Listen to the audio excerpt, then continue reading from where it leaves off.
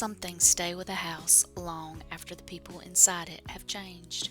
Each spring, the tree beside the back steps bloomed again in the same fateful way it always had.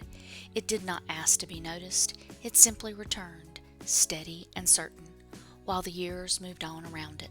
Children grew, rooms emptied, curtains faded in the windows, and still the branches opened with the seasons as they had been quietly keeping count all along.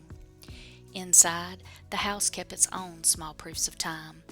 A pressed bloom tucked between the pages of an old ledger, letters folded carefully into a drawer, a photograph left so long in one place it seemed to belong to the room itself.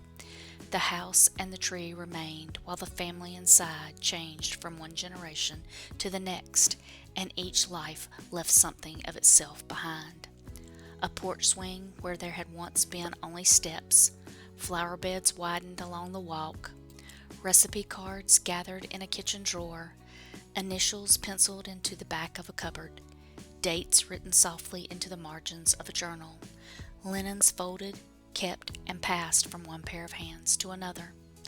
What began as an ordinary home became something more with every passing year, not grand, not famous, but full of afternoons, voices, shared meals, worn objects, and the kind of memories that do not disappear, but settle quietly into the walls of the garden and the things left behind. Beneath the tree is rooted in that feeling of home, inheritance, and the soft marks a family leaves behind across time. This kit includes 18 pages featuring journal pages, background papers, and ephemera designed in a warm heirloom style. It is well suited for junk journals, folios, memory keeping, and layered vintage-inspired projects, especially if you want your pages to feel nostalgic, meaningful, and gently story-filled. Beneath the Tree is now available in my Etsy shop.